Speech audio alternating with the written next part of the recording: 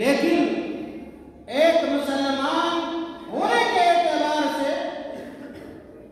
کوئی اونچا یا کوئی نیچا نہیں ہوتا، یہ ہماری کوتاہ فہمی ہوتی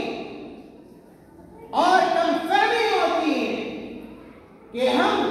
کسی کو اونچا سمجھ لیتے ہیں اور کسی کو نیچا سمجھ لیتے ہیں۔ اللہ کی نگاہ میں اونچا وہ ہے جو عمل کے اعتبار سے اونچا ہو، جو تقوی کے اعتبار سے اونچا ہو، جو دینداری کے اعتبار سے اونچا ہو، جو صوم و صلاۃ کے اعتبار سے اونچا ہو وہ اونچا ہے، اور جو دین کے اعتبار سے کمزور ہے وہ نیچا ہے۔ اللہ تعالیٰ نے اس آیت کریمہ کے اندر ارشاد فرمایا، کہا ان اللہ یأمر بالعدل والاحسان، کہ اللہ تعالیٰ آپ کو، ہمیں اور میں نے کہا قیامت تک آنے والے مومنوں اور مسلمانوں کو عدل کا، انصاف کا حکم دے رہا ہے۔ اور میں نے کہا کہ انصاف ہمیں اپنے گھر میں بھی کرنا ہے، گاؤں میں بھی کرنا ہے، اور گاؤں سے باہر بھی کرنا ہے۔ اگر ہم کسی ایسے منصب پر ہیں، کسی ایسے عہدے پر ہیں جس عہدے پر رہ کر ہم لوگوں کے مابین فیصلے کر سکتے ہیں اور حکم عائد کر سکتے ہیں، اگر اللہ تعالیٰ نے ہمیں یہ موقع دیا ہے کہ ہم گاؤں کے سربراہ بنیں، یا کہ کوئی آدمی گاؤں کا سربراہ ہے، گاؤں کا ذمہ دار ہے، گاؤں کا امیر ہے، گاؤں کا مکھیا ہے، وارڈ کمشنر ہے، یا جس عہدے پر ہو، جس مقام پر ہو، اگر وہ مقام عدل ہے، اگر وہ مقام انصاف ہے، تو یاد رکھ لیجیے کہ اللہ تعالیٰ آپ کو انصاف کا حکم دیتا ہے۔ آگے اللہ تعالیٰ نے کہا کہ اللہ تعالیٰ